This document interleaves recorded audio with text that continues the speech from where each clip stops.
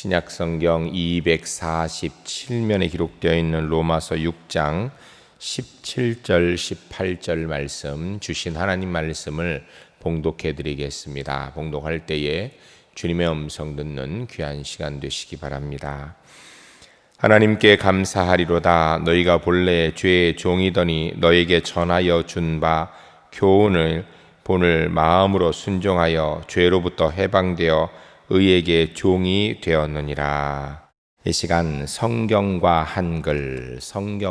한글이라는 제목으로 하나님 말씀 증거하겠습니다.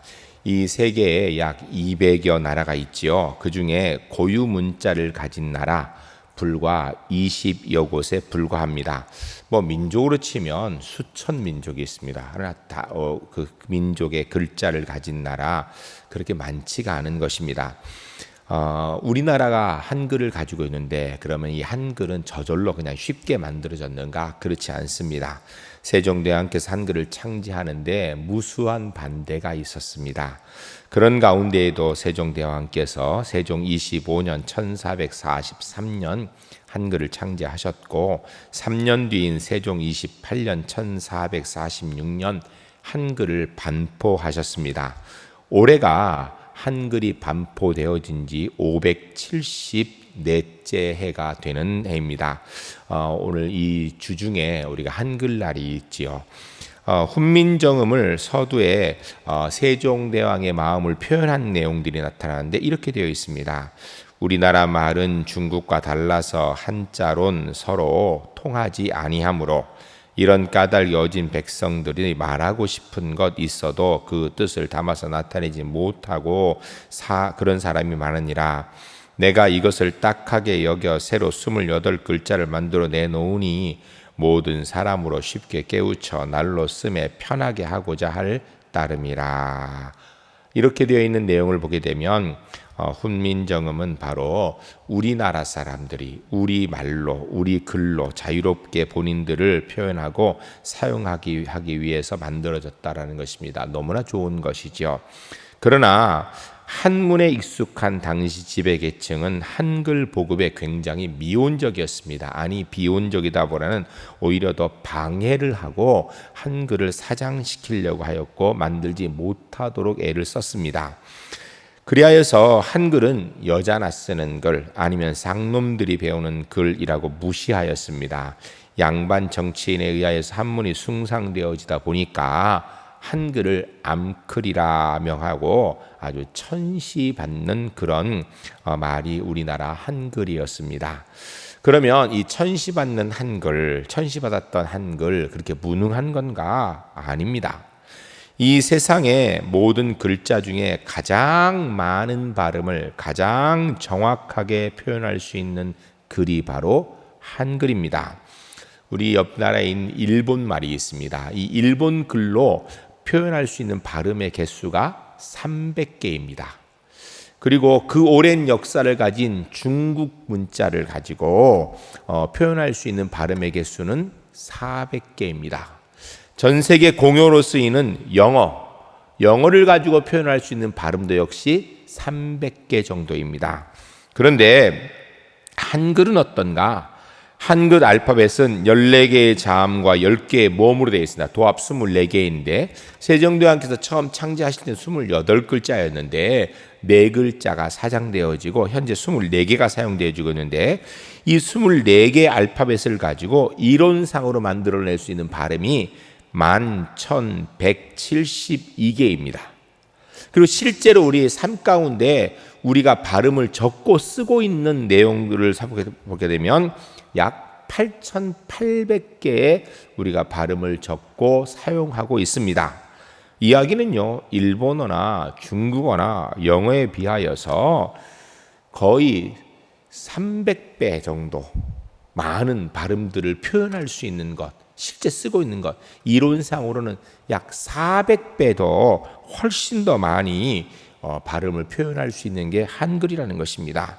이야기는 한글을 알면 세상의 모든 소리를 거의 다 쓸 수 있고 또한 읽을 수 있게 된다는 것입니다. 그러면 이렇게 유용한 한글 배우기가 굉장히 어려운가? 그렇지 않습니다. 외국인을 데려다가요 5분만 설명해 주면 자기 이름을 쓰고 그것을 읽을 수 있습니다. 5분이면 됩니다. 여러분 실제로 우리나라 한글을 뭐 하루아침 글이라 이렇게 얘기를 합니다. 왜냐하면 제가 영국에 있을 때 영국 아이들한테 한글을 좀 가르쳐 봤어요. 그랬더니요 한나절만 가르치면요 한글 책을 읽습니다. 한글 책을 읽어요. 한나절만 가르치면 무슨 뜻인지를 몰라서 그렇지 읽는 데는 문제가 없습니다. 한글은 배우고 쓰기에 아주 쉬운 문자입니다. 영어나 중국어나 일본어나 독일어나 프랑스어보다 훨씬 쉽습니다. 특별히 IT 시대에 최적화된 문자입니다. 자판 치는 속도 최고의 속도를 가지고 있습니다. 여러분 자판 별로 칠 일이 없을 것 같죠? 핸드폰 문자 그게 자판입니다. 컴퓨터 자판 이게 자판이에요. 보통 이 자판 치는 속도가 중국어나 일본어보다 7배 빠릅니다. 뭐 영어에 비해서도 당연히 빠르죠. 에릭 슈빗이라는 구글 회장을 지내신 분이 이런 얘기를 했습니다. 대한민국이 전 세계 디지털 리더 국가가 된 것은 한글 덕이다. 한글은 읽기도 쉽고 배우기도 편하다. 특히 타이핑하기 아주 편리하다라고 이렇게 얘기를 했습니다. 이렇게 한글이 배우기 쉽다 보니까 문맹률이라는 것은 자기 글을 읽을 수 있는 사람들과 읽을 수 없는 사람들을 나타내는 거예요. 그런데 중국의 문맹률은요 50%입니다. 그러니까 두 사람 중에 한 사람은요 한문을 다 못 읽어요. 왜 어려워서. 이것도 많이 올라온 거예요. 그 전에는요 한 40년 전만 해도요 이게 20% 30%밖에 안 됐어요.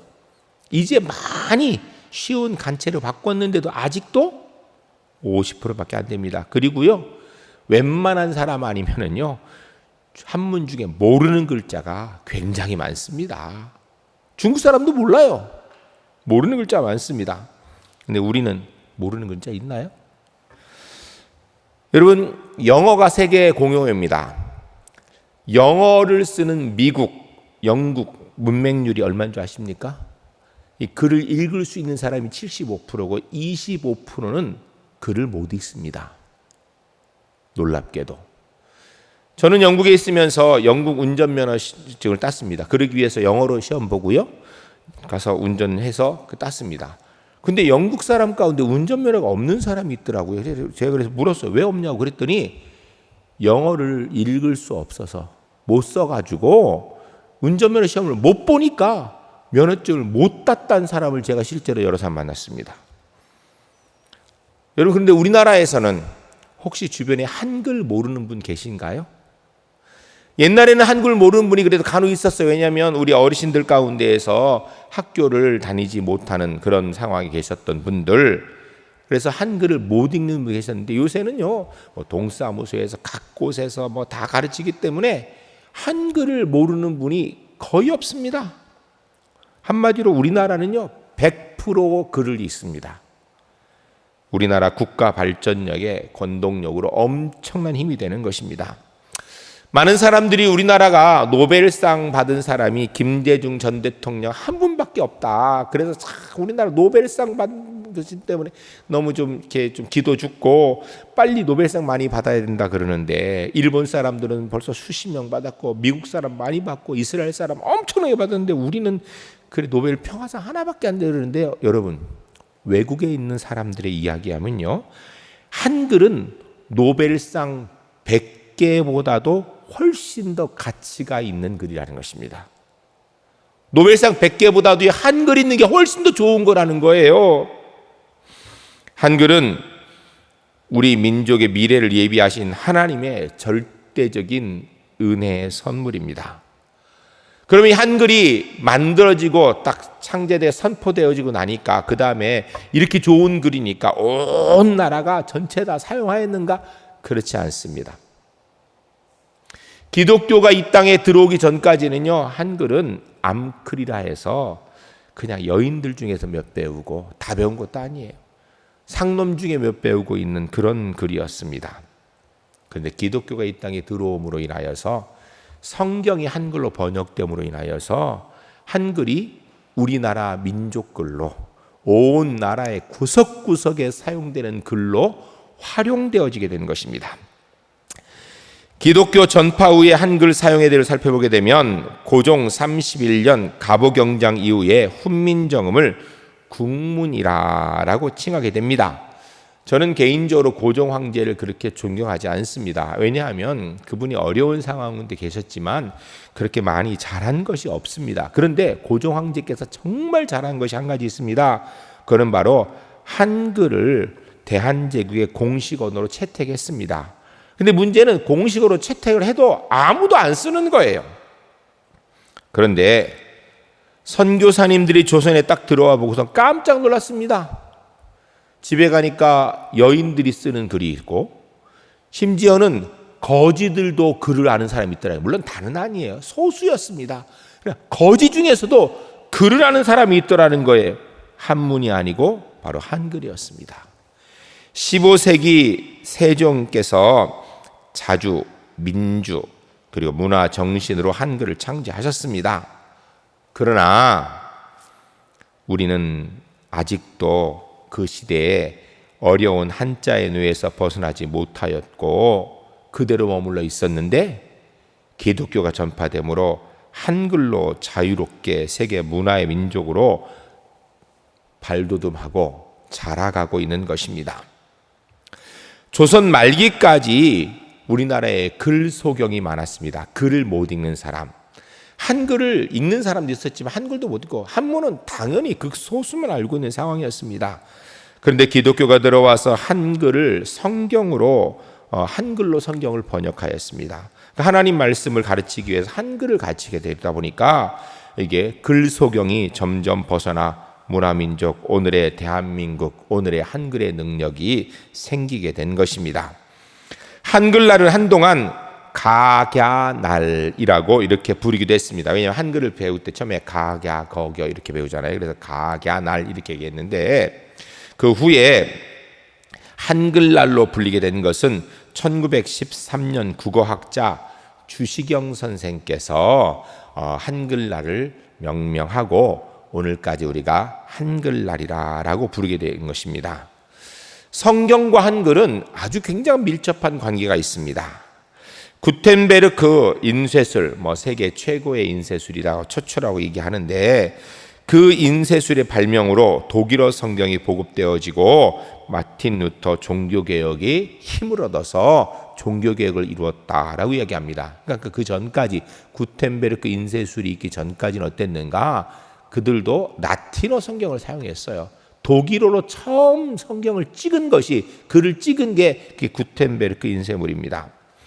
동일하게 만약에 한글 성경이 없었다면 오늘처럼 한국 기독교가 널리 전파될 수 있었을까?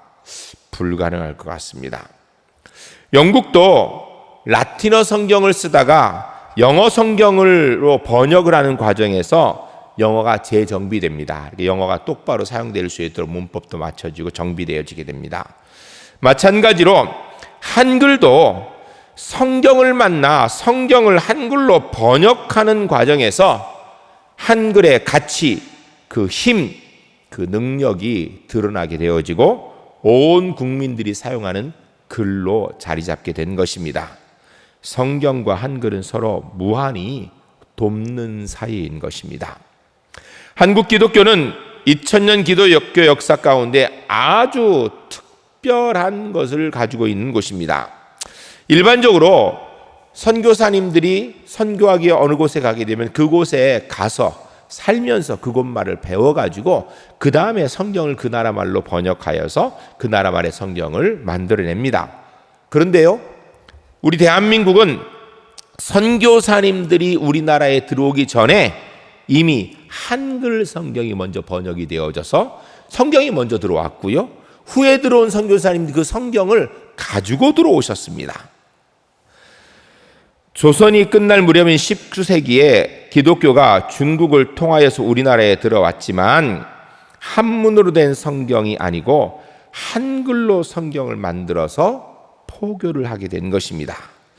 서양 선교사님들이 처음 우리나라에 딱 들어와 보니까 우리나라에는 유럽에서 쓰는 로마자와 같은 소리 글자가 있었습니다. 그걸 발견했어요. 보니까 그게 한글이었습니다.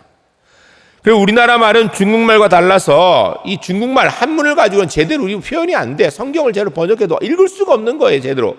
그런데 한글 소리 글자로 번역하니 읽기가 용이한 것입니다.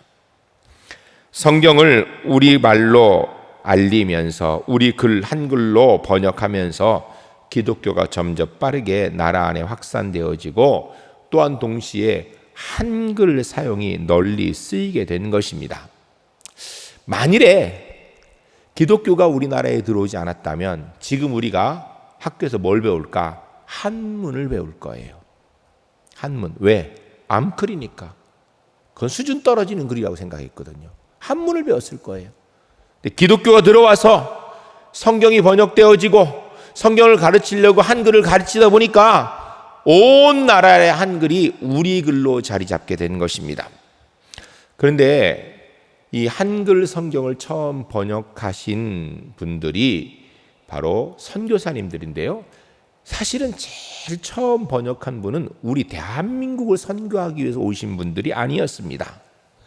한글을 처음 배워서 한글로 성경을 번역한 대표적인 분이 존 노스 목사님이신데 이 존 노스 목사님은 스코틀랜드 선교사님으로 중국에 선교하러 오신 것입니다. 1872년 중국 선교사님으로 오셨습니다.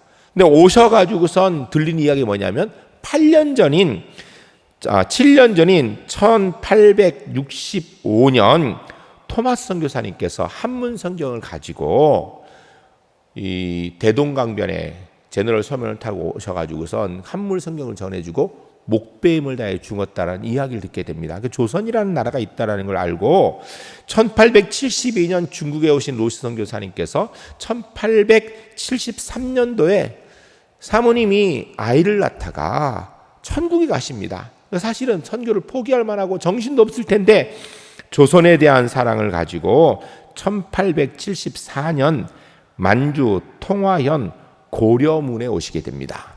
만주 통화현 고려문이라는 곳은 조선과 중국이 교역을 하는 관문입니다. 이곳에 오셔서 조선 사람들을 만나기를 원했는데 문제는 만났는데 말이 안 통하는 왜? 조선말을 모르니까. 그래서 조선말을 배우고 그들을 전도하기 시작합니다.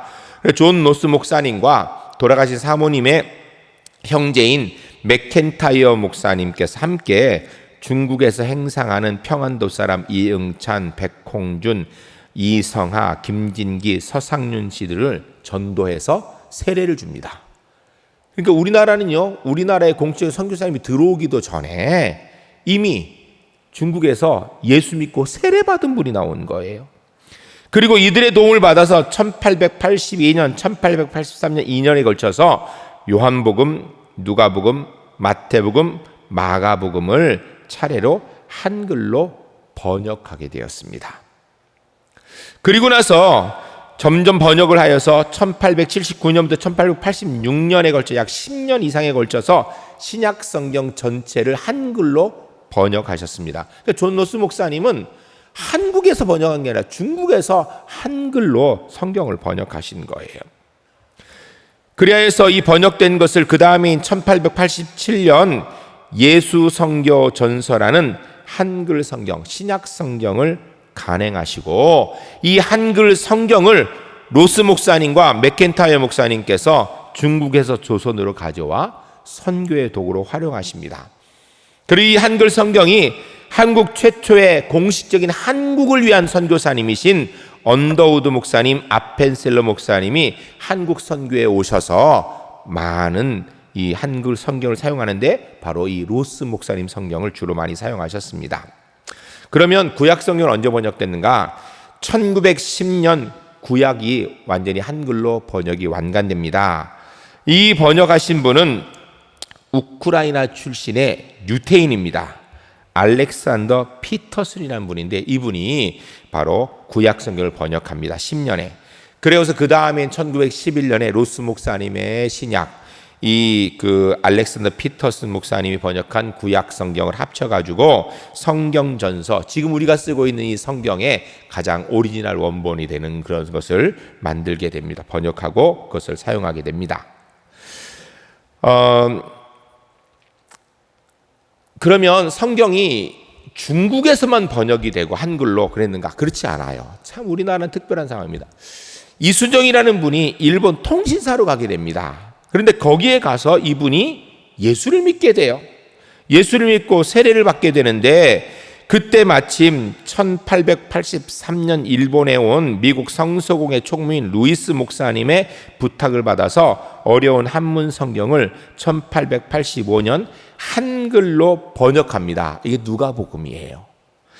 1885년, 그래서 최초로 한글 성경이 일본에서 또 번역이 되는 거예요.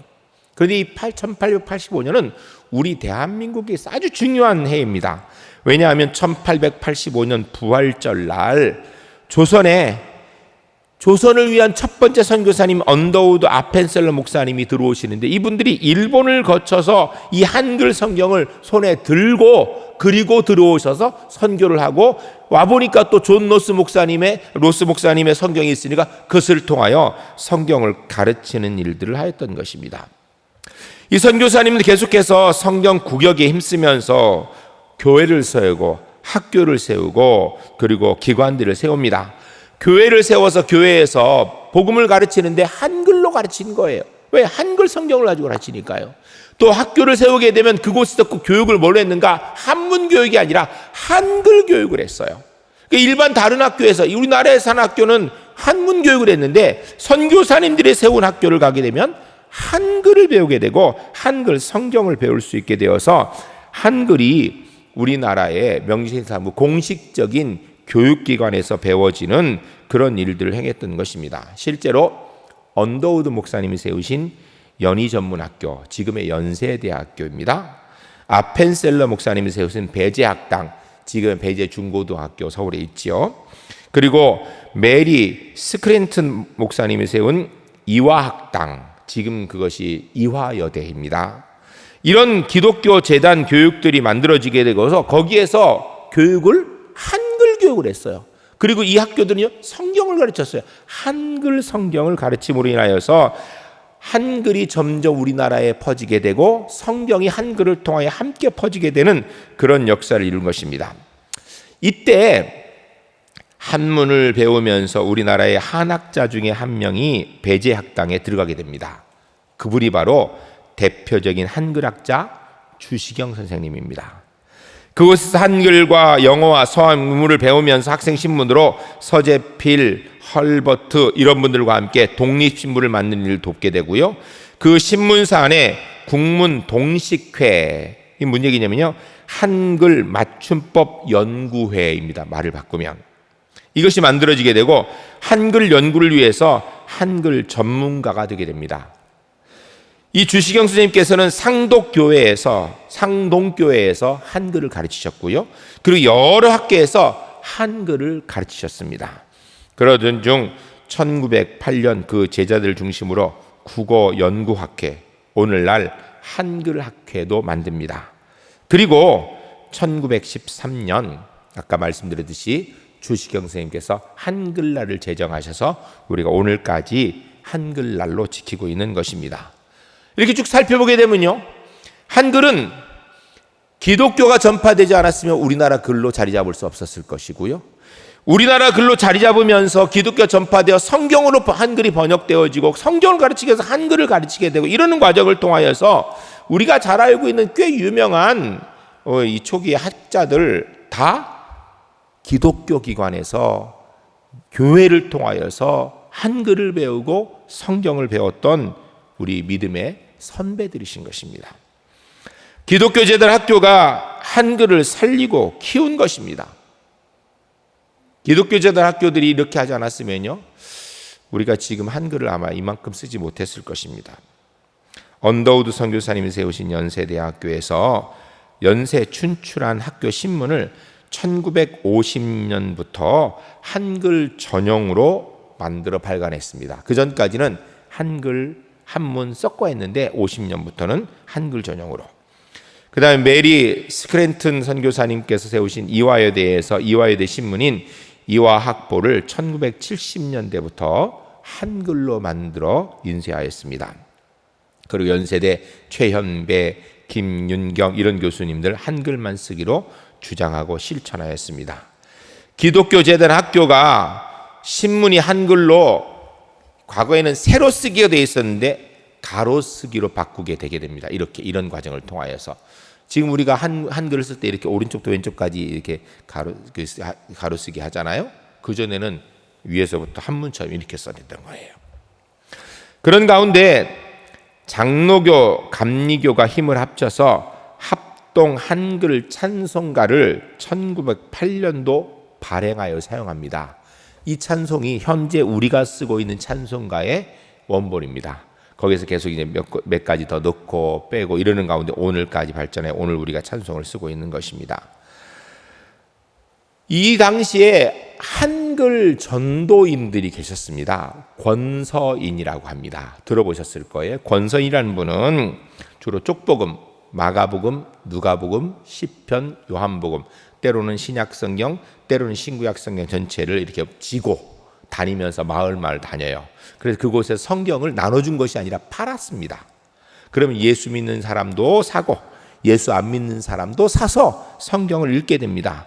그러니까 이게 점점 이 권서인들이 발을 받고 안 가는 곳이 없다 보니까 한글이 처음에는 선교사님들 통하여서 기독교 교육기관 안에서 활발하게 사용되어지다가 이제 권서인들을 통하여서 우리나라 구석구석에 성경을 팔러 다니는 것을 통하여서 한글이 구석구석에서 우리나라 말로 자리 잡게 되는 일을 하게 됩니다. 결국 복음을 통하여서 한글이 함께 보급되어지는 일을 했던 분들이 바로 권서인이고 그것이 오늘 우리나라 대한민국 모든 국민들이 한글을 쓰고 있는 발판이 되는 것입니다. 어려운 한문으로 되어 있는 불경을 가진 불교, 또 어려운 한문으로 사용하는 사서삼경을 가진 유교, 이미 기독교가 우리나라에 들어오기 전에 1000년 이상의 역사를 가지고 우리나라의 곳곳을 지배하고 있었죠. 그런데 그런 가운데 기독교는 들어오자마자 한글 성경을 가지고 들어와서 한글을 통하여 성경을 가르치다 보니까 그것이 쉬워져서 그랬는지 전도의 불꽃을 피워서 우리나라 곳곳에 기독교 문화가 자리 잡게 된 것입니다. 제가 어릴 때만 해도 우리나라는 기독교 문화가 그렇게 보편적이라고 이야기하지 못했어요. 근데 이제는 제가 볼 때는 우리나라 곳곳에 기독교 문화가 자리 잡아 언어 속에서 삶 속에서 기독교 문화가 많이 퍼져 있어요. 그 이유가 뭔가 한글 성경의 힘의 능력이에요. 조선의 천주교 박해와 일제의 기독교 탄압이 극심하였으나 한글로 된 생명의 말씀 성경을 읽고 설교를 들은 우리의 믿음의 선진들이 불의와 사단의 세력과 싸우게 됩니다. 이들이 싸울 수 있는 힘은 한글 성경을 통해 배우신 십자가를 앞세워 믿음의 승리들을 이루게 된 것입니다. 초기 맞춤법이나 용어가 미숙했던 성경이 꾸준히 보완되고 발전되어져서 바로 오늘 우리가 쓰는 성경을 가지게 되었고, 초기 맞춤법이 좀 안 맞고 또 불편했던 것 이런 것들이 자꾸 개선되면서 이 결국은요 한글이 오늘의 이 완벽한 글자로 우리 삶 가운데 쓰여질 수 있는 기틀이 되게 된 것입니다. 불교의 불경, 유교의 사서삼경, 얼마 전까지만 해도 모두 한자로만 그들이 읽고 사용했던 것과는 상당한 비교가 되는 것이죠. 세종대왕께서 한글을 창제하시고 나라말을 선포하셨지만 여전히 공적으로 한문이 쓰여 있었고 한글은 사적으로나 여성들에게만 주로 사용되었습니다. 그러던 중 기독교가 들어와 우리말을 공적인 글, 한글을 공적인 글로 만드는데 결정적인 역할을 했던 것입니다. 기독교는 유교나 불교가 배우기 쓰기 힘든 한문으로 된 중국 경전을 그대로 읽고 쓰는 것과는 다르게 성경을 한글로 번역하였고 한글을 통하여서 쉽게 우리말로 쓴 성경을 읽고 또 가르칠 수 있어서 널리 빨리 퍼지게 되고 또 일반인들 속에서 우리가 믿음 생활이 쉬워지게 된 것입니다. 이것은 곧 기독교에도 좋고 한글에도 좋은 장점이었습니다. 그런데 유교와 불교는 한글 세상이 다 된 20세기 대한민국 때에도 한문만 쓰기를 고집했습니다. 지금은 21세기입니다. 그런 가운데 이들이 이게 이렇게 해서는 안 되구나를 깨달았는지 요새 지금 21세기 들어서 이들이 하는 일이 뭐냐면 유교의 사서삼경도 구격을 합니다. 한글로 바꿔서 지금 번역을 하고 있고요. 사용하고 또 불교의 경전도 구격을 쓰고 있고 또 참불가도 한글로 만들어 사용하고 있는 것입니다. 기독교 출판사가 참 많았습니다. 왜냐하면 각 기독교 학교들이 우리나라의 제대로 된 처음 학교는 다 기독교 학교죠. 그 기독교 학교들이 학교마다 출판사를 가지고 성경을 가르치는 걸 위해서 선교를 위하여서 사용하게 되는데 다 한글로 쓰게 된 것입니다. 결국 기독교 신문이 헤아릴 수 없이 많이 발행되어지고 이것은 결국 언론, 출판, 교육, 문화, 잡지 등을 통하여서 기독교 문화 활동이 활발하게 정치, 경제, 사회, 문화 모든 분야에 걸쳐서 한글로 된 성경이 사용되어지고 기독교 문화가 자리 잡게 된 것입니다. 지금은 사실은 그냥 이렇게 볼 때 이게 기독교 문화인가 아니면 원래 우리 전통 문화인가 이 잘 모를 만큼 이미 우리 기독교 문화가 우리 사회에 많이 퍼져 있는 것입니다. 이들 같은 기독교의 노력은 한글을 공적인 글로서 우리 사회에 자리매김하는데 큰 역할을 하게 됩니다. 자타가 공인할 수밖에 없는 이야기죠. 만일 오늘 한글날 세종대왕께서 표창을 해야 된다 그러면 한글 사용의 1등 공신은요 바로 교회고 그리스도인이고 우리 믿음의 선진들인 것입니다. 성경은 한글을 바로 세우는 일을 하였습니다. 또한 한글은 성경을 바로 이해할 수 있도록 만들어 준 것입니다. 우리는 한글을 허락해 주신 하나님께 감사해야 합니다. 그러면 또한 동시에 한글을 통하여 복음 전파된 지금까지의 과정들, 앞으로도 우리가 국내외에서 한글을 통하여서 복음 전파에 더 힘을 쓰고 정진해야 될 것입니다. 현재 우리 대한민국은 코로나19 상황에서 많이 힘들고 어려운 가운데 있습니다. 제가 태어나서 지금까지 사는 동안에 교회가 지금처럼 이렇게 기죽고 위축된 적이 없는 것 같아요. 꼭 교회가 코로나의 발원지인 것처럼 이렇게 인식이 되고 있습니다. 여러분, 코로나의 발원지는 교회가 아니죠. 중국 우한입니다. 우한에서 발인해서 여기까지 온 거예요. 그런데 우리는 지금 현재 상황이 교회가 다 전파의 원인인 줄 알아요. 그런데요, 참 놀랍게도요, 통계를 보면 예배나 교회 소모임을 통하여서 코로나가 이렇게 전파된 거는요 3%밖에 되지 않습니다. 한국 기독교인이 20%면 20%의 사실은 감염이 있어야 될 텐데 3%밖에 안 돼요. 사랑제일교회라는 곳에서 굉장히 많은 감염이 있다 그래요. 그래서 그들까지 포함하면 8%라고 합니다. 8%. 그래도 20%가 안 돼요. 근데 엄밀히 얘기하면 사랑제일교회 감염은요 예배드리다 감염된 게 아니에요. 그거는요 그 교회가 재개발되는 걸 막는다고 거기에서 같이 합숙을 했어요. 한 몇 주 동안. 그러는 가운데 거기에 확 퍼지게 된 거예요. 그러니까 엄밀히 얘기하면 그건 재개발 감염이지 예배드리다 감염된 게 아니에요. 여러분, 교회에서 예배드리다 감염되는 경우가 극히 드문 이유가 뭐냐면, 당장에 우리 교회 어때요? 들어올 때 발열 체크해, 손 소독해, QR코드 찍어, 들어오면은 또 마스크 끼고 거리두기 해서 이 넓은 예배당에 정부에서 50명 그러니까 50명 맞춰서 예배드리라고 지금 들어오지 못해 딴 데 예배드리고 아니면 온라인 예배드리고 이렇게 철저하고 있는데 교회 예배드리면서 감염될 확률이 거의 없는 거예요. 그런데도 분위기상 교회가 감염의 원상인 것처럼 온상인 것처럼 이런 분위기가 되니까 교인들이 위축돼요. 교회가 위축돼요. 저는 50명 예배드린다 그럴 때 제가 미리 신청을 받으라고 우리 사무실에 교육자들에게 말씀을 드렸더니 그러고서 나서 물어보니까요 50명이 안 차는 거예요.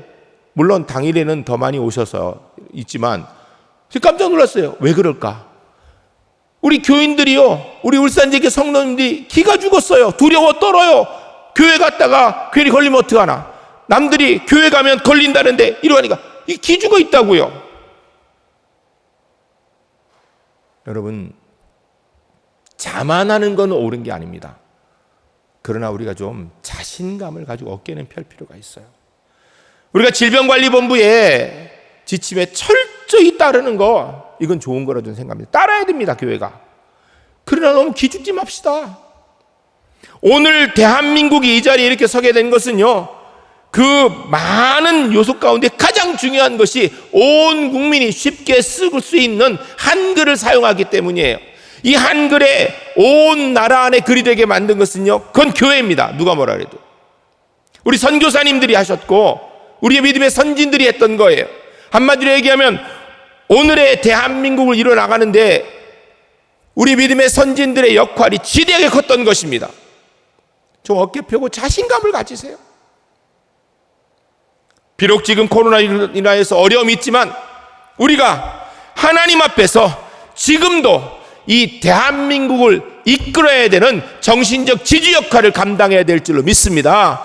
우리가 이 대한민국을 하나님 앞에 바로 세워야 되는 영적인 지주 역할을 지금도 교회가 감당해야 되는 줄로 믿습니다. 기죽어 있을 때가 아닌 것 같아요. 막 우리가 감염이 되도록, 그거 절대 안 되죠. 저도 반대입니다, 그거는. 그래, 기죽지 말고 정부에서 이야기하는 지침 지키고 그런 가운데 당당하게 우리가 이 나라를 위해서 기도하는 사람으로, 이 나라를 위하여서 하나님의 역사를 이루는 사람으로 든든히 세워지는 우리 울산지엘교회 하나님의 사람들이 주 안에 모두 될 수 있기를 주의 이름 간절히 축복합니다. 기도하겠습니다. 함께 기도하실 때 하나님께서 574년 전에 세종대왕을 통하여 한글을 만들어 주시고 120년 전에 선교사님들 통하여서 성경을 한글로 번역하고 이 땅에 한글이 우리 글로 사용될 수 있는 기틀을 만들어 오늘에 이르렀습니다. 주님, 지금도 하나님께서 하나님의 교회를 통하여서 역사하시는 줄로 믿습니다. 우리가 자신감 가지고 주님의 역사 이루겠습니다. 함께 기도하겠습니다. 거룩하신 아버지 하나님, 하나님의 귀한 백성들에게 주신 말씀대로 하나님 아버지, 하나님께서 574년 전에 세종대왕을 통하여서 한글을 만들게 하시고 하나님, 한글이 천시받는 수백 년의 시간을 거치는 동안에 하나님께서 지켜주시는 가운데 특별히 선교사님들이 한국의 선교를 위하여서 성경을 한글로 번역해 하시고 하나님, 교회가 한글을 가르치고 아버지, 교회가 성경을 가르치게 한글을 활용함으로 인하여서 하나님 아버지 앞에서 오늘의 이 대한민국의 우리나라 글을 사용하는 힘이 되게 하신 것 감사드립니다. 하나님 아버지, 이 대한민국이 오늘 이렇게 선 것은 누가 뭐라 해도 하나님의 은혜이고 하나님, 그곳에 한글이 우리나라 글로 이렇게 힘있게 된 것은 교회의 역할입니다. 하나님, 우리가 그 믿음의 선진들의 후손들로서 하나님 앞에 어깨 펴고 자신감 가지고 오늘도 이 나라 민족을 위해서 기도하며 이 나라 민족을 하나님의 뜻을 이뤄 나가는데 최선을 다해 나가는 앞장서는 한국교회, 우리 울산지엘교회 될 수 있도록 주님 인도하여 주시옵소서. 거룩하신 아버지 하나님, 574년 전에 이 땅에 세종대왕을 통하여서 한글을 허락하여 주심을 감사합니다. 한글이 창제되어 반포되었지만 거의 450년 동안 사장되어 있어서 없어질 판이었는데 선교사님들을 통하여서 성경을 한글로 번역해 하시고 성경을 가르치기 위해서 기독교 학교, 기독교 기관들에서, 교회들에서 한글을 가르치어서 믿음을 전수하고 한글을 우리나라 글로서 자리 잡게 하시는 데도 감사드립니다. 오늘 한국교회가 바로 그런 역할을 통하여서 오늘 대한민국을 이루는데 큰 중추적인 힘을 감당하였다는 것을 우리가 깨닫고 하나님, 코로나19 상황 속에서도 우리 한국교회가 기죽지 아니하고 우리 그리스도인이 당당하게 하나님 앞에 이 나라 민족을 위해서 기도하며 이 나라 민족의 하나님의 뜻을 이뤄 나갈 수 있는 믿음의 주인공들로 설 수 있도록 은혜 베풀어 주시옵소서. 오늘도 주님 앞에 나올 때 무거운 짐 가지고 나왔습니다. 다 주께 내려놓게 하시고 주님의 은혜의 손 붙들고 넉넉히 승리하는 하나님의 사람들 되도록 주님 인도하여 주시옵소서. 하나님 아버지, 오늘도 주님 앞에 나올 때 영과 육의 연약함을 지고 나온 분들 이 시간 주의 손 얹고 기도하오니 성령 하나님 예수 그리스도의 보혈의 권능의 오른손을 그 위에 얹어주셔서 깨끗이 치료하여 주시옵소서. 예수 그리스도를 명하느니 모든 영과 육의 연약함들은 깨끗이 떠나갈지어다. 온전히 회복되어질지어다. 이 땅의 코로나19 바이러스는 깨끗이 사멸되어질지어다. 주님의 신이 영권의 강건을 가지고 하나님 사랑하며 가족 사랑하며 성도 사랑하며 이웃 사랑하는 하나님의 사람으로 승리할 수 있기를 예수 그리스도를 간절히 축복하며 기도하옵나이다. 아멘.